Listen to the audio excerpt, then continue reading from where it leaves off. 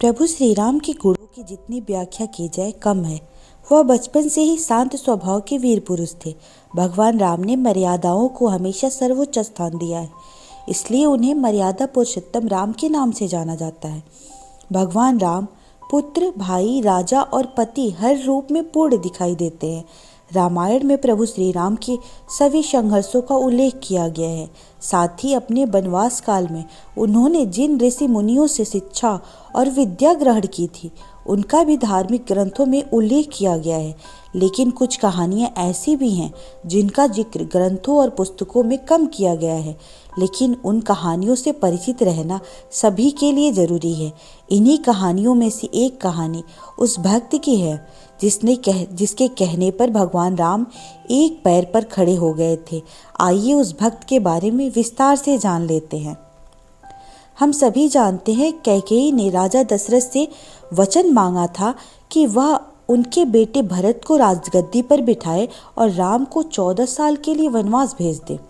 जब भगवान राम माता सीता लक्ष्मण के साथ वनगमन के लिए जा रहे थे, तब उनकी मुलाकात केवट से हुई।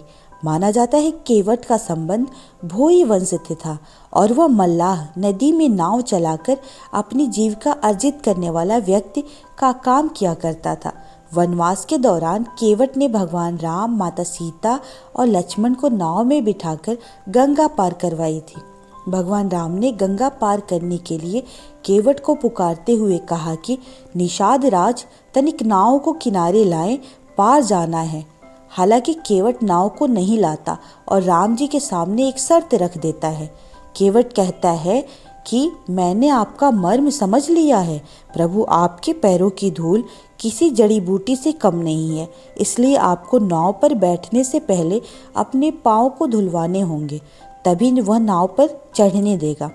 केवट की क्या मनसा है भगवान राम समझ जाते हैं और वह इस बात के लिए तैयार हो जाते हैं। हालांकि केवट की इस बर्ताव से लक्ष्मण को क्रोध आ जाता है और वे अपना धनुष उठा लेते हैं। इस बात पर तब केवट कहता है, मार दे प्रभु, इससे बड़ा सौभाग्य क्या होगा।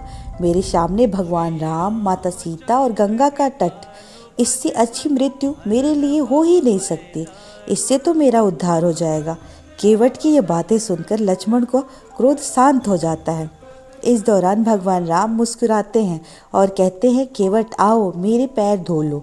इतना सुनकर केवट की प्रसन्नता का कोई ठिकाना नहीं रह जाता है। वह दौड़कर पैर धोने के लिए कटोरा लेकर आता है। इसके बाद वह कटोरा लाता है और प्रभु श्री राम का एक पैर धोता है, वहीं दूसरा पैर मिट्टी में लिपट जाता है। इस दृश्य को देख केवट बहुत दुखी हो जाता है। केवट का ये दुख देख प्रभु श्री राम एक पैर पर खड़े हो जाते हैं। एक पैर पर खड़े होने से प्रभु श्री राम की परेशानी देख केवट कहता है कि प्रभु, आप कब तक ऐसे एक पैर पे खड़े रहेंगे। मैं जब तक आपके चरण धोता हूँ, आप मेरे सिर का सहारा ले लीजिए।